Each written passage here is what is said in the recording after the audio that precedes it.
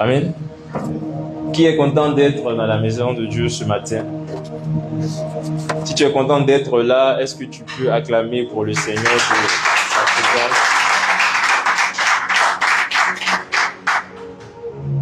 présence? Nous avons toutes les raisons d'être dans la joie lorsque nous venons dans la maison du Seigneur. Comme le psalmiste pouvait le dire, je suis dans la joie quand je viens dans la maison de l'Éternel. En fait, notre joie ne doit pas dépendre des circonstances. Peut-être qu'il se peut que la semaine ne s'est pas bien passée. Il se peut qu'on traverse des circonstances, on traverse des situations. Mais nous ne devons pas laisser ces situations, ces circonstances déterminer notre joie. Parce que notre plus grande joie, c'est d'appartenir à Jésus-Christ. Notre plus grande joie, c'est d'être enfant de Dieu. Notre plus grande joie, c'est d'être racheté, d'être sauvé.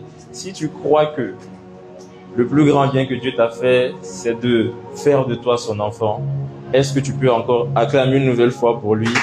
Parce que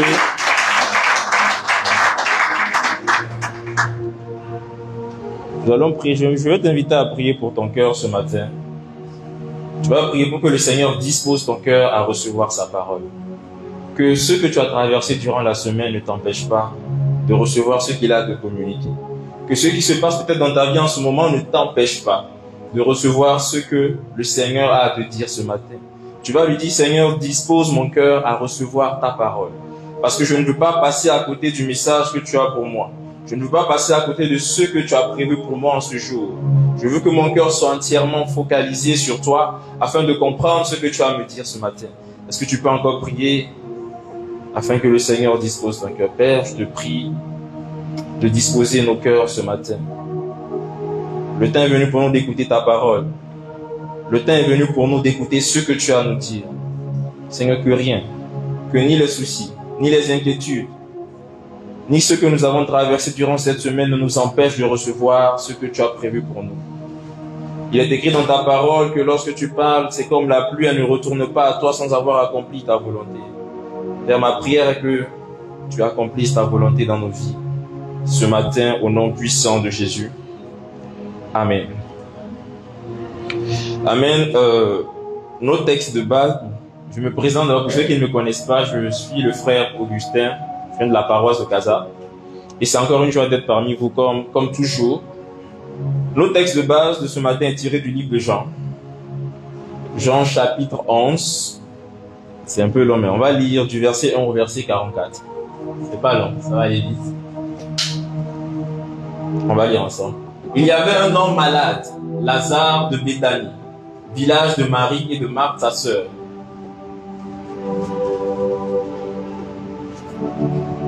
C'était cette Marie qui oignit de parfum le Seigneur et qui lui essuya les pieds avec ses cheveux. Et c'était son frère Lazare qui était malade.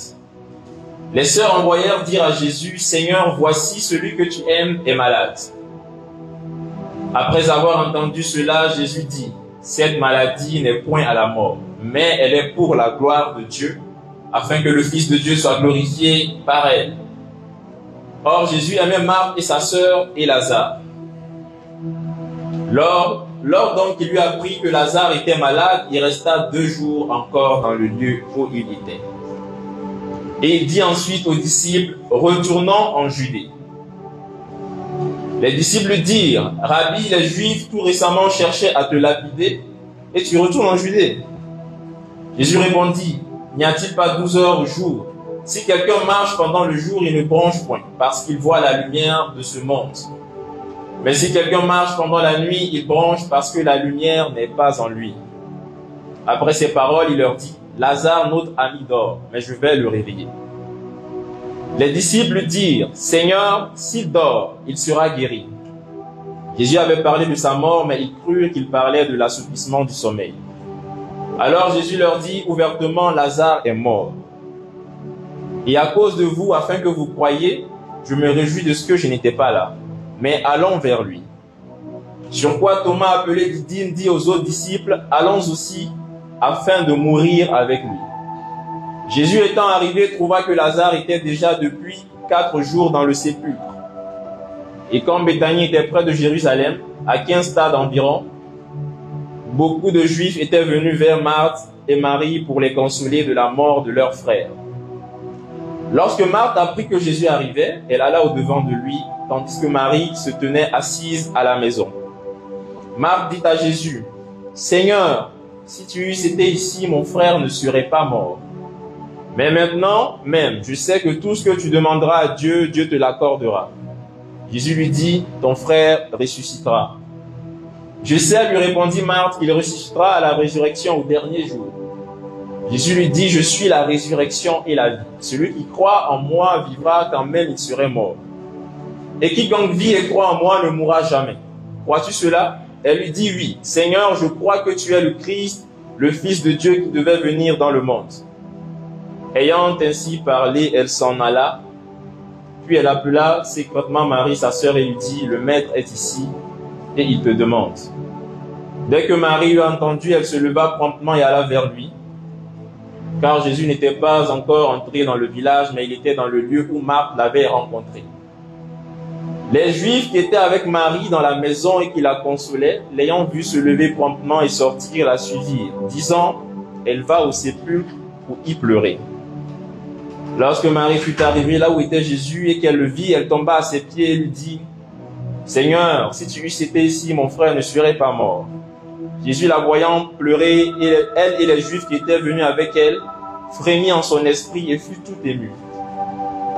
Et il dit, « Où l'avez-vous mis? » Seigneur, lui répondirent-ils, « Viens et vois. » Jésus pleura. Sur quoi les Juifs dirent, « Voyez comme il aimait. » Et quelques-uns d'entre eux dirent, « Lui qui a ouvert les yeux de l'aveugle, ne pouvait-il pas faire aussi que cet homme ne mourût point? » Jésus, frémissant de nouveau en lui-même, se rendit au sépulcre. C'était une grotte, et une pierre était placée devant. Jésus dit, « ôtez la pierre. » Marthe, la sœur du mort, lui dit, « Seigneur, il sent déjà, car il y a 4 jours qu'il est là. » Jésus lui dit, « Ne t'ai-je pas dit que si tu crois, tu verras la gloire de Dieu? » Ils ôtèrent donc la pierre, et Jésus leva les yeux en haut et dit, « Père, je te rends grâce de ce que tu m'as exaucé.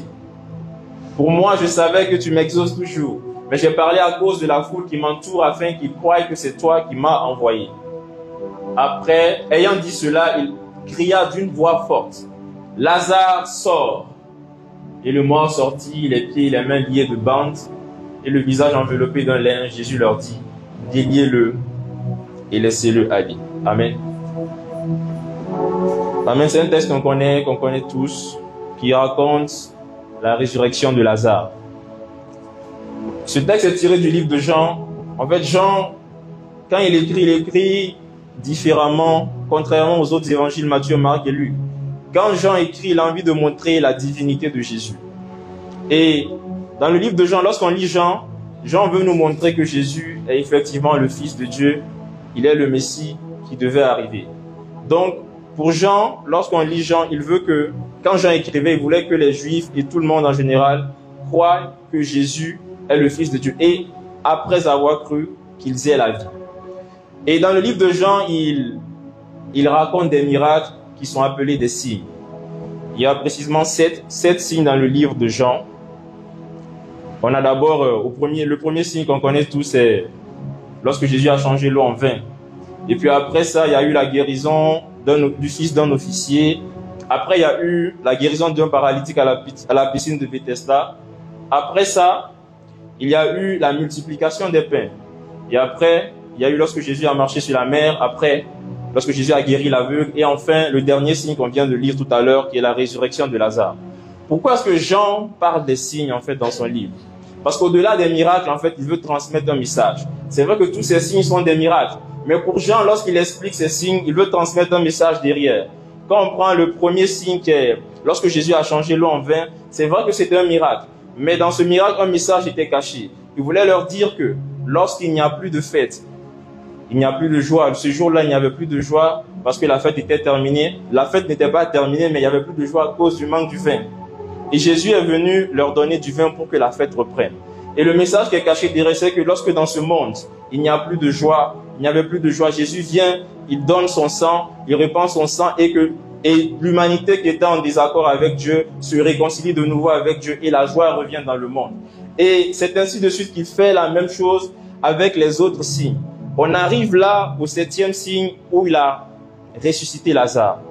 C'est vrai que dans ce passage, il est question de la résurrection de Lazare. Mais moi, j'irai beaucoup plus loin. Moi, j'irai, comme Jésus l'a dit au verset 40, « Si tu crois, tu verras la gloire de Dieu. » C'est vrai que c'est un signe également. Le signe qui était caché derrière, c'est que Jésus voulait montrer qu'en lui, lorsqu'on meurt, on a la vie éternelle. Voilà pourquoi Jean a raconté ce miracle. Il a sélectionné, je vais dire, ce miracle, ce signe-là, pour montrer que Jésus est celui qui donne la vie éternelle. Mais là, dans ce passage, Jésus a dit au verset 40 à Marthe, « Ne t'ai-je pas dit que si tu crois, tu verras la gloire de Dieu. » Et c'est sur ça que je tire mon thème de ce matin, « Tu verras la gloire de Dieu. » Parce que comme je l'ai dit tout à l'heure, dans ce passage, c'est vrai qu'on parle de la résurrection de Lazare. Mais moi, j'irai plus loin en disant qu'on parle de voir la gloire de Dieu. Alors la question est, est-ce qu'on voit la gloire de Dieu aujourd'hui? Est-ce que la gloire de Dieu, on se limite? Lorsqu'on entend parler de voir la gloire de Dieu, est-ce que c'est juste dans la Bible? Est-ce qu'on peut dire aujourd'hui qu'on expérimente c'est quoi vraiment voir la gloire de Dieu? Est-ce que ces choses-là pour nous sont juste des histoires qui ont été racontées dans la Bible? Est-ce qu'on peut dire qu'en tant qu'enfant de Dieu, oui, j'atteste que je vois la gloire de Dieu. J'atteste que lorsque j'étais dans une situation, je voulais voir la gloire de Dieu et effectivement, j'ai vu la gloire de Dieu. Parfois, ce qui nous empêche de voir la gloire de Dieu, il y a beaucoup d'autres choses qu'on va développer au fur et à mesure. Mais je veux d'abord commencer par les bases. Je vais d'abord laisser le texte et puis on va s'intéresser au terme de voir la gloire de Dieu. C'est quoi cette histoire de voir la gloire de Dieu? Qu'est-ce que ça veut dire? L'une des premières fois où on parle de voir la gloire de Dieu dans la Bible, c'est dans le livre d'Exode. Dans Exode 16, on voit qu'il y avait le peuple d'Israël qui était sorti d'Égypte. Et le peuple d'Israël sort d'Égypte, Dieu les délivre, ils doivent aller à la terre promise. Et ils se retrouvent dans le désert. Lorsqu'ils sont dans le désert, il n'y a plus à manger. Ils ont faim. Et là, ils sont dans le désert. Dans le désert, il n'y a pas de boulangerie, ils savent pas où ils peuvent acheter à manger. Et à ce moment-là, ils commencent à dire à Moïse qu'ils vont mourir là. C'était mieux qu'ils retournent en Égypte parce qu'en Égypte, ils avaient de quoi manger. Donc, ils se retrouvaient là dans une situation dans laquelle ils n'avaient aucun moyen de pouvoir acheter à manger ou bien de pouvoir se nourrir. Donc, ils ont pensé directement qu'ils allaient mourir. Et regardons la réponse de Moïse au verset 6. Moïse a dit, Moïse et Aaron dirent à tous les enfants d'Israël, « Ce soir, vous comprendrez que c'est l'Éternel qui vous a fait sortir du pays d'Égypte. Et au matin, vous verrez la gloire de l'Éternel parce qu'il a entendu vos murmures contre l'Éternel, car que sommes-nous pour que vous murmuriez contre nous? » Moïse dit, « L'Éternel vous donnera ce soir de la viande à manger et au matin du pain à satiété, parce que l'Éternel a entendu les murmures que vous avez proférés contre lui. Car que sommes-nous? Ce n'est pas contre nous que sont vos murmures, c'est contre l'Éternel. » Donc ils ont commencé à murmurer. Et là, Moïse a répondu en disant que vous verrez la gloire de Dieu. On sait tout ce qui s'est passé après. Le Seigneur les a donné la manne. La manne est tombée du ciel. Alors dans cette situation-là, ils sont dans le désert. Dans le désert, on est tous conscients qu'il n'y a pas de boulangerie. On ne sait pas comment trouver à manger dans le désert. Il n'y a pas de végétation, il n'y a rien, tout est désert. Alors là, s'ils devaient compter sur leur propre capacité, ils se disaient que non, nous, à ce stade-là, on ne peut rien faire. Il n'y a rien qu'on puisse faire qui peut nous donner à manger. Donc la solution pour nous, c'est peut-être de retourner en Égypte. Ils ont dit qu'en Égypte, au moins, on avait de quoi manger. Et c'est là que Dieu intervient.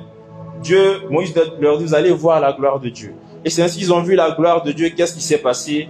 Le Seigneur a fait tomber le pain du ciel. Donc c'est ça, voir la gloire de Dieu. La gloire de Dieu, c'est lorsque il n'y a plus d'issue possible. Lorsque il n'y a plus aucune solution humaine qu'on peut mettre en place. Lorsque tu te dis que si je devais réunir toutes les capacités que j'ai en ce moment, alors rien ne pourrait se produire. Et c'est là que l'Éternel intervient en posant une action qui peut dépasser l'entendement humain. Qui aurait pu imaginer que le pain peut tomber du ciel? Le Seigneur a dit, s'il vous faut une boulangerie pour avoir du pain, moi, je peux fabriquer le pain sans boulangerie. Alors, lorsque vous voyez la gloire de Dieu, en fait, vous ne comptez plus sur vos méthodes pour atteindre le but que vous êtes fixé. C'est moi qui fixe mes méthodes, c'est moi qui apporte ce dont vous recherchez. Parce que lorsque je fais voir ma gloire, ça n'a rien à voir avec ce que les hommes pensent. Ça n'a rien à voir avec ce que les hommes ont l'habitude de faire. Et c'est ça, voir la gloire de Dieu. Donc lorsqu'ils ont vu la gloire de Dieu, c'est un miracle qu'ils ont expérimenté ce jour-là qui dépasse carrément leur entendement. Alors lorsqu'on parle de voir la gloire de Dieu, c'est lorsque Dieu se manifeste par sa puissance. Dieu manifeste sa puissance au milieu de nous. Parce que là, il devait faire quelque chose, alors je pense que peut-être la solution qu'ils ont trouvée, c'était de retourner en Égypte. Mais s'il fallait se nourrir ce jour-là, il fallait un miracle. Et le miracle n'était possible que par la puissance de Dieu. Et là, Dieu leur fait comprendre que même si vous pensez que la dernière solution, c'était de retourner en Égypte, croyez qu'il y a une issue possible parce que moi, je vous ferai voir ma gloire. Amen. Lorsque Dieu nous fait voir sa gloire, il nous fait voir sa gloire lorsque on n'a plus les moyens à notre disposition. Il nous fait voir sa gloire lorsque on a tellement tenté des choses et on n'a pas ce qu'il faut pour résoudre la situation qui se présente devant nous. Est-ce que tu as déjà été en face d'une situation devant laquelle tu as tout tenté? Tu te dis que non, j'ai tout essayé, j'ai mis tout ce que j'avais à ma disposition, j'ai fait ce qu'il fallait, j'ai consulté qu'il fallait consulter, mais rien n'a changé. Crois-moi, si tu étais en face d'une telle situation, c'est là, à ce moment-là, que Dieu veut faire voir sa gloire. Quand Dieu fait voir sa gloire, c'est au moment où tu te sens au plus bas, tu te dis que là, moi, en tant qu'homme, je ne peux rien faire. Et c'est ce qu'il veut nous faire comprendre. Dieu a envie de faire voir sa gloire. Dieu veut te faire voir sa gloire. Mais d'abord, il faut que tu commences, je vais dire, il y a des conditions qui doivent être réunies pour voir la gloire de Dieu. Ouais, ce jour-là, ils étaient dans le désert. Le peuple d'Israël veut retourner en Égypte. Pour eux, la solution, c'est peut-être de retourner en Égypte parce qu'ils se sont dit que là, non, on ne peut rien faire. Mais Moïse, qu'est-ce que Moïse a fait? Moïse a allé consulter Dieu. Vous savez la différence entre le peuple d'Israël et Moïse ce jour-là? Le peuple d'Israël s'était dit que rien ne pouvait se faire. Retournons en Égypte. Au moins en Égypte, même si nous sommes en esclavage, on peut manger de la viande là. Mais Moïse est allé consulter Dieu. Parce que Moïse savait qu'il allait voir la gloire de Dieu. Vous savez pourquoi très souvent on n'arrive pas à voir la gloire de Dieu? C'est parce qu'on se comporte comme le peuple d'Israël. La différence entre Moïse et le peuple d'Israël ce jour-là, Moïse, lui, il a vu une situation, une occasion qu'il devait saisir pour voir la gloire de Dieu. Le peuple d'Israël s'était dit que non, on ne peut rien faire en rentre.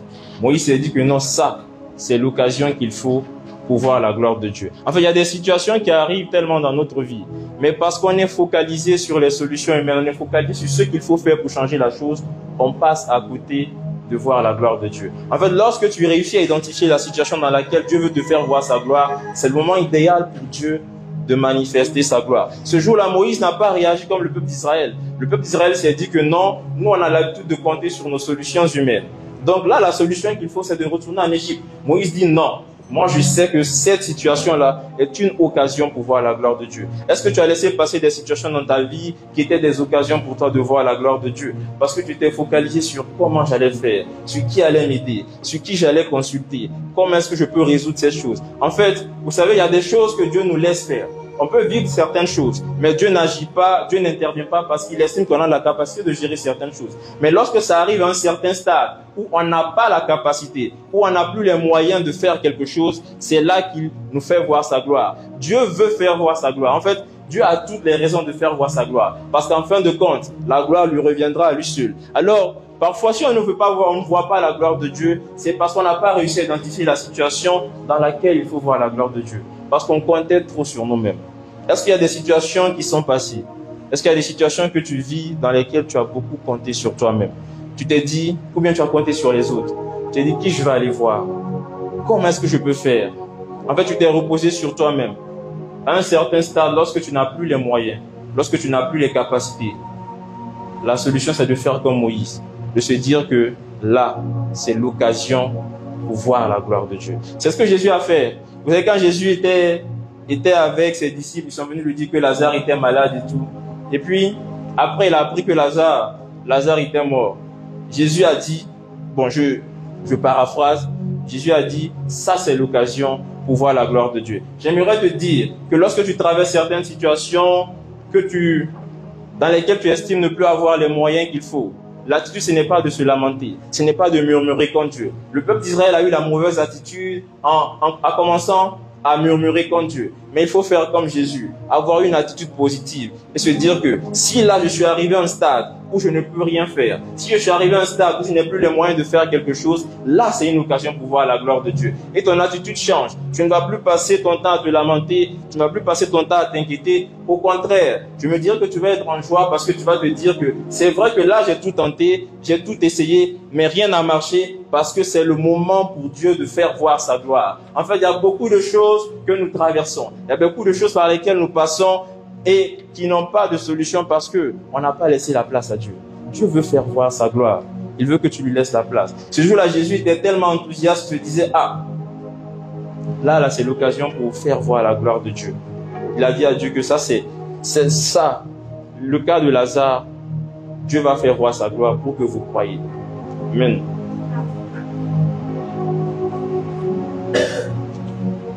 La même chose s'est produite. Vous savez, lorsque Dieu manifeste sa gloire, il manifeste sa gloire lorsqu'on n'a plus de moyens pour. C'est ce qu'il a fait au premier signe. Lorsqu'on prend le premier miracle à Canaan, là où Jésus a changé l'eau en vin, ce jour-là, il fallait du vin. Mais il ne savait pas comment avoir du vin. Et s'il n'y avait pas de vin dans la fête, c'est que la fête était terminée.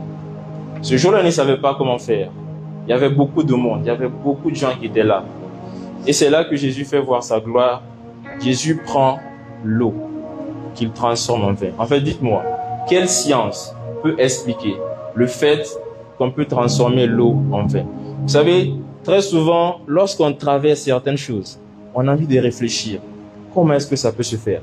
Dieu veut que tu arrêtes de réfléchir à comment est-ce que ça peut se faire. Parce que lorsqu'il veut faire voir sa gloire, il n'y a aucune logique qui est possible. Je ne sais pas quelle est la logique qui peut expliquer que l'eau peut se transformer en vin. Et c'est ce que Dieu fait. Quand Dieu veut faire voir sa gloire, il veut que tu t'effaces complètement, que tu lui laisses la place d'agir. Parfois, on a trop pris la place de Dieu en voulant contrôler les choses. Et lorsque tu veux contrôler toutes choses, tu empêches Dieu d'agir. Tu empêches Dieu de faire voir sa gloire. Et à ce moment-là, rien ne se passe. Laissons Dieu prendre toute la place. Parce que lorsqu'il agit, on ne peut pas, je ne sais pas quel phénomène peut expliquer le fait que le pain tombe du ciel. Quel phénomène peut expliquer que à partir de 5 pains, on nourrit 5000 personnes. Je ne sais pas quelle science peut expliquer cela. Je ne vois pas. C'est-à-dire ce que l'homme a créé est limité à l'homme. Quand Dieu agit, il agit au-dessus de l'homme. Voilà pourquoi il est Dieu. C'est pourquoi lorsqu'on traverse certaines choses dans lesquelles nous sommes limités, c'est le moment de se dire que non, là, Dieu veut faire voir sa gloire. Il faut que je lui laisse agir. Il faut que je lui laisse la place parce que c'est le moment pour lui de manifester ce qu'il veut faire. Amen. Vous savez, il y a une autre chose. Je vais revenir sur mon texte, mais je veux d'abord qu'on comprenne cette histoire de voir la gloire de Dieu. Lorsqu'on voit la gloire de Dieu, Dieu manifeste sa puissance par des signes, par des prodiges, par des miracles, et nous amène au-delà même de ce qu'on peut penser, au-delà de ce qu'on peut imaginer, de ce qu'on peut proposer comme solution humaine. Vous savez, ce jour-là, entre le peuple d'Israël et Moïse, c'est vrai que le peuple d'Israël a murmuré contre Moïse et Aaron. D'autres vont dire qu'ils n'avaient pas la foi pour croire que Dieu était capable de faire. Mais moi, je pense que ce n'était pas d'abord un problème de foi. Vous savez, si Moïse s'est tourné vers Dieu, Moïse croyait que Dieu pouvait faire voir sa gloire. La différence entre Moïse et le peuple d'Israël, c'était parce que Moïse avait une connaissance de son Dieu. Et ce que le peuple d'Israël n'avait pas. Ce qui m'a un peu surpris quand je disais ça, je dis, mais le peuple d'Israël, Dieu vous a fait sortir d'Égypte. Il a utilisé 10 plaies pour vous libérer d'Égypte. Et vous êtes arrivés devant la mer Rouge. Il n'y a pas de passage. Dieu crée un chemin au milieu de la mer Rouge. En plus de cela, il y a les Égyptiens qui vous poursuivent. Ils étaient sur des chars. Vous étiez à pied. Vous aviez des femmes, des enfants, vous aviez des bagages avec vous. Mais malgré ça, ils ne vous ont pas rattrapé. Vous avez traversé la mer Rouge jusqu'à la fin et après la mer Rouge a englouti les Égyptiens. Et lorsque vous arrivez devant le manque de nourriture, vous commencez à murmurer. Je me dis, il y a quelque chose qui ne va pas là. C'est là que je comprends que si le peuple d'Israël a réagi comme ça, c'est parce qu'ils n'avaient pas la connaissance du Dieu qui les a fait sortir d'Égypte. Parce que si vraiment ils avaient réalisé ce que le Dieu qui les a fait sortir d'Égypte avait été capable de faire, les libérer de leur esclavage, ils étaient en fait, La condition dans laquelle ils étaient, ils ne savaient pas comment sortir de cela. Mais Dieu s'est servi de Moïse pour les libérer. Dieu a frayé un chemin au milieu de la mer Rouge. Et après, ils commencent à douter, ils commencent à murmurer. C'est parce qu'ils n'avaient pas la connaissance de leur Dieu. Si je te demande tout à l'heure, qui est Dieu pour toi? Quelle est la première réponse qui te vient à l'esprit? Comment est-ce que tu vois Dieu? Vous savez, la manière dont on voit Dieu détermine la manière dont on verra la gloire de Dieu.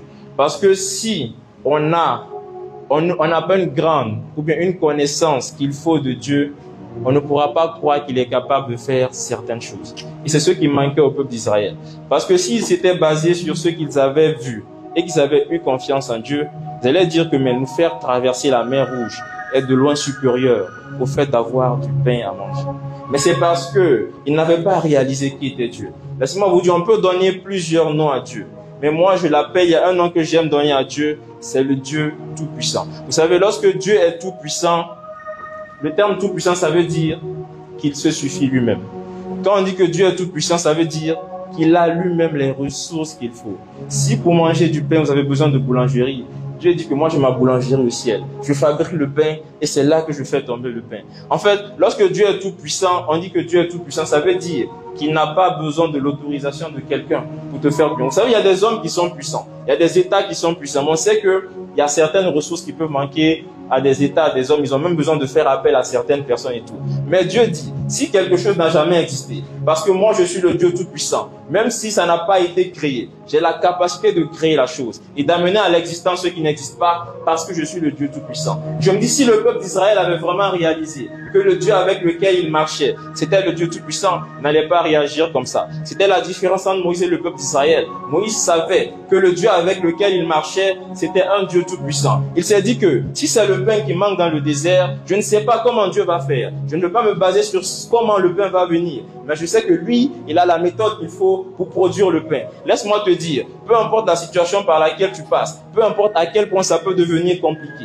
peu importe à quel point ça peut devenir dur, si tu ne sais pas comment est-ce que ça va se faire, laisse-moi te dire que Dieu est un Dieu tout-puissant. Il n'a besoin de l'autorisation de personne pour te faire du bien. Il n'a besoin de l'aide de personne pour accomplir quelque chose dans ta vie. Il n'a pas besoin de demander de l'aide pour avoir des ressources. Si la ressource venait à manquer, il a la capacité de la créer. Il a la capacité de créer toutes choses qu'il faut pour accomplir, pour réaliser un miracle dans ta vie. Ce qu'il veut, c'est que tu le connaisses comme le Dieu tout-puissant. Ne le vois pas comme un Dieu simple. Ne le vois pas comme un Dieu à qui tu parles tout simplement, mais vois-le comme un Dieu qui est capable de faire de grandes choses parce qu'il est le Dieu tout-puissant. Il y a des gens qui mettent tellement leur confiance en des hommes parce qu'ils estiment que les hommes sont puissants, ils ont toutes choses qu'il faut. Voilà pourquoi Dieu ne s'appelle pas le Dieu puissant. Vous ne verrez jamais dans la Bible, c'est écrit Dieu puissant. Il dit qu'il est Dieu tout-puissant parce que peu importe à quel point les hommes peuvent être puissants, lui, sa puissance, elle est largement au-dessus de la puissance des hommes. Voilà pourquoi il s'appelle le Dieu tout-puissant. Donc pour voir la gloire de Dieu, il est impossible de voir la gloire de Dieu si on ne réalise pas que notre Dieu est un Dieu tout-puissant. Amen.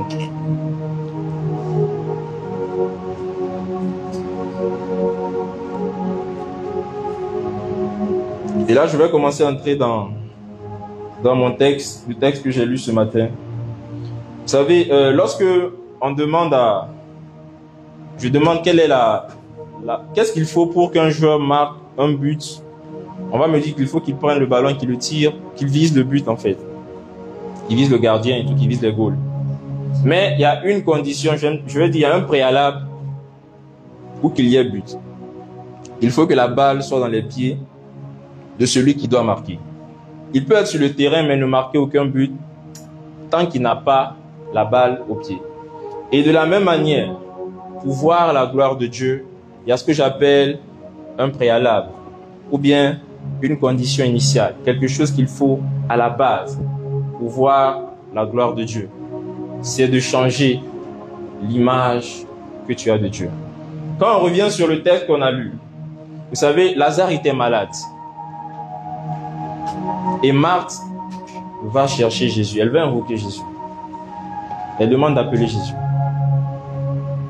Mais lorsque Jésus vient, là c'était trop tard, Lazare était déjà mort. Jésus demande ôter la pierre. Et Marthe dit non Seigneur, il est là depuis 4 jours, il sent déjà. Est-ce que Marthe n'avait pas foi en Dieu, en Jésus? Oui, elle avait foi. Parce que si elle n'avait pas foi, elle n'allait pas demander aux autres d'aller chercher Jésus. Elle n'allait pas demander à Jésus de venir parce que son ami Lazare est malade. Mais où est le problème? Marthe, toi qui avais cru au début en Jésus qui pouvait guérir Lazare, pourquoi lorsque Jésus vient et que Lazare est mort, il veut ôter la pierre, tu dis non, il est là depuis 4 jours, il sent déjà. Vous savez, Marthe n'avait pas un problème de foi, elle avait un problème d'image. Parce qu'elle croyait en un Jésus qui est capable de guérir les malades, mais elle ne croyait pas en Jésus qui est capable de ressusciter les morts. Vous savez, notre niveau de foi dépend de l'image qu'on a de Dieu. Parfois, ce n'est pas un problème de foi qu'on a, c'est l'image qu'on a de Dieu qui nous pose problème. Peut-être qu'on croit en un Dieu qui est capable de faire de petites choses. Si dans notre pensée, on voit un Dieu qui est capable de faire de petites choses, notre foi va se limiter à ces petites choses. Mais si tu crois que ton Dieu est capable de faire de grandes choses, alors ta foi sera aussi dans les grandes choses. C'était ça le problème avec Marthe. Je me dis, Marthe, c'est vrai qu'elle avait cru, qu'elle avait foi en Jésus. Mais lorsqu'elle a vu que la situation était devenue trop compliquée, elle s'est dit que non, là, rien ne peut se passer parce que ça fait 4 jours qu'il est déjà là. Son corps sentait déjà. Rien ne peut se passer. Pourquoi? Parce que pour elle, Jésus pouvait guérir les malades. Elle n'avait jamais conçu dans sa pensée que Jésus était capable de ressusciter un mort. Et pas n'importe quel mort qui était là depuis 4 jours. En fait, si on veut voir la gloire de Dieu, la première des choses, c'est de changer l'image qu'on a de Dieu. Quelle est la vision que tu as de Dieu? Est-ce que tu crois que Dieu est capable de faire certaines choses et d'autres, tu te dis que non, c'est compliqué? Vous savez, aujourd'hui, il y a beaucoup de choses pour lesquelles on s'est dit, c'est la volonté de Dieu. Quand ça arrive, c'est Dieu qui a voulu ainsi, parce qu'on s'est dit que c'est trop grave, que ça, rien ne peut se faire. Et beaucoup de personnes sont passées à côté de leur miracle comme ça, parce qu'ils n'ont pas cru que Dieu était capable même de faire ces choses qui étaient compliquées. Vous savez, lorsque vous avez une image grande de Dieu, vous allez même vous étonner d'à quel point votre foi peut aller. Mais si vous vous limitez à certaines choses que vous pensez que Dieu peut faire, votre foi va se limiter à ces choses-là. C'était ça le problème de Marthe. Alors si tu veux voir la gloire de Dieu, change l'image que tu as de Dieu. Quelle est l'image que tu as de lui en ce moment? Quand on parle de Dieu, tu penses qu'il est capable de faire quelque chose. À quel point tu penses que Dieu est capable d'agir dans ta vie? À quel point tu penses que Dieu est capable de transformer ta vie? À quel point tu penses que Dieu est capable d'accomplir un miracle dans ta vie? Ou bien est-ce que tu as sélectionné certains miracles? Tu t'es dit que non, quand il s'agit de ça, Dieu peut faire. Mais quand il s'agit d'une autre chose, là, ça devient compliqué. Croyez-moi, on dit, Lazare était mort. Il n'était pas seulement mort, mais depuis 4 jours. Son corps sentait déjà. Son corps se décomposait déjà, je vais dire. Mais en ce moment, Jésus a dit, c'est là que la gloire de Dieu va se manifester. Vous savez, lorsque Dieu veut manifester sa gloire, j'ai envie de dire c'est dans les choses qui sont compliquées qu'on voit réellement la gloire de Dieu. Ce jour-là, Jésus a dit qu'il était malade. Et quand Jésus a appris que Lazare était mort, il s'est dit que voilà, parce que ça devient compliqué, je vais vous faire voir la gloire de Dieu pour que vous croyiez. C'est ce qu'il a fait ce jour-là. Donc, si il n'était pas venu à temps, j'ai envie de dire que c'est parce que peut-être le fait de guérir un malade, les gens allaient trouver ça trop simple, trop facile. Mais il s'est dit que non, j'attends que ça devienne dur. J'attends que ça devienne compliqué. Et c'est à ce moment-là que je vais faire voir ma gloire. Laisse-moi te dire, quand ça devient trop compliqué, ça ne veut pas dire que c'est impossible. Quand ça devient trop compliqué, c'est parce que Dieu est sur le point de faire voir sa gloire. Alors ne te limite pas par tes pensées, ne te limite pas par ce que tu penses de la chose, de la situation. Mais dis-toi, je crois en un Dieu tout-puissant qui est capable même de faire au-delà de ce que je pense, au-delà de ce que j'imagine, parce qu'il est le Dieu tout-puissant.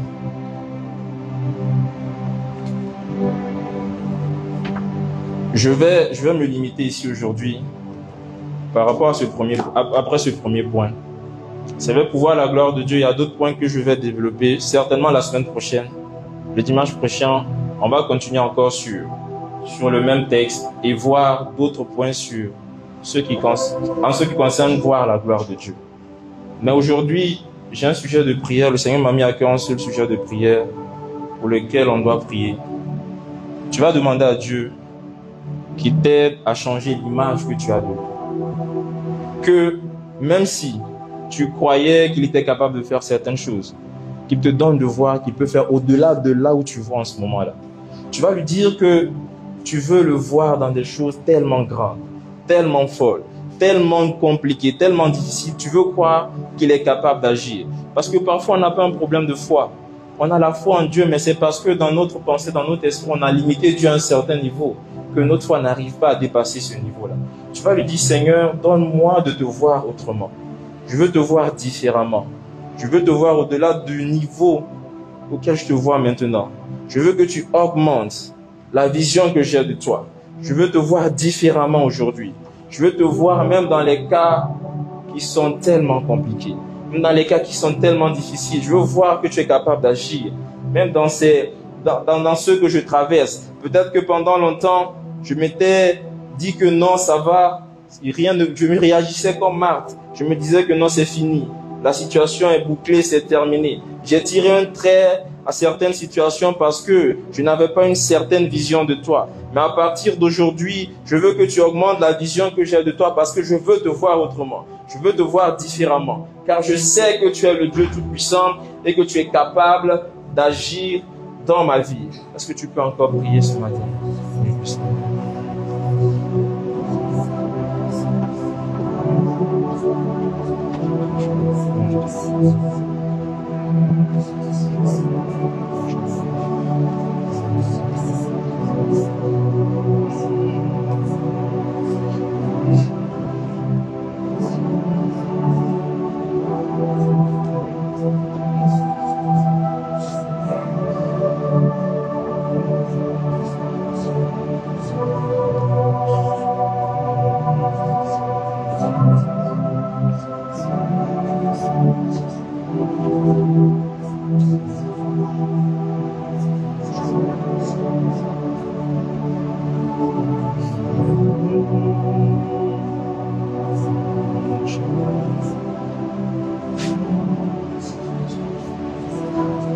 Lorsque je préparais ce message, le Seigneur m'a parlé de quelqu'un qui, au début de l'année 2024, pendant que plusieurs personnes autour de toi étaient contents parce que c'était la nouvelle année, toi tu n'étais pas content.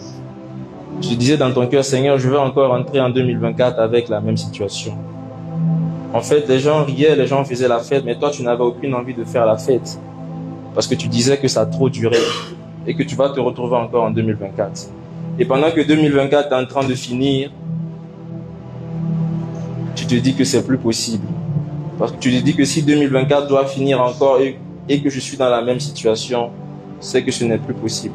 Voici la parole que le Seigneur me demande de te donner. Il veut que tu changes juste l'image que tu as de lui. C'est parce que tu t'es limité aux solutions humaines. C'est parce que tu as compté sur beaucoup d'autres personnes. C'est parce que tu comptais sur ta capacité à changer ta situation que tu ne le voyais pas faire au-delà de ce que tu penses, au-delà de ce que tu imagines. Un miracle va se produire dans ta vie lorsque tu vas changer ta manière de voir Dieu. Il veut que tu commences à le voir différemment. Et à partir de ce moment, tu verras que tout le temps qui a été perdu sera rattrapé parce que tu as changé ta manière de le voir.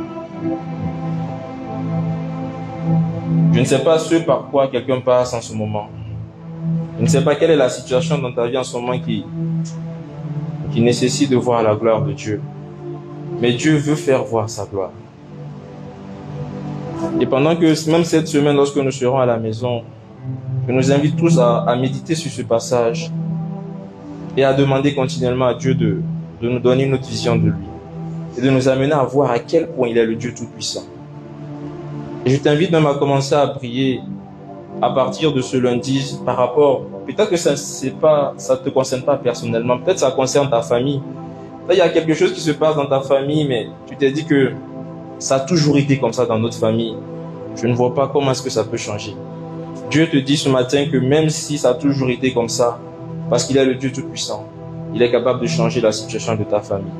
Et cette semaine, je nous invite à méditer ce passage, à prier pour ces situations dans lesquelles nous voulons voir la gloire de Dieu. Et le dimanche prochain, nous allons également prier tous ensemble, parce que le Seigneur veut faire voir sa gloire dans la vie de quelqu'un. Amen. Nous allons prier. Seigneur, nous te disons merci pour ce message que tu nous as apporté. Merci parce que c'est toi qui nous as parlé ce matin. Tu nous as parlé de voir la gloire de Dieu. Seigneur, nous prions que ces paroles, que ce que tu nous as dit ce matin, Seigneur, soit comme une graine plantée dans nos cœurs, qui va pousser et porter du fruit, afin que nous manifestions cela tous les jours de notre vie. Seigneur, nous te disons merci pour ce que tu vas commencer à faire à partir de maintenant dans la vie de quelqu'un, et pour ce que tu vas continuer à faire dans les jours qui suivent.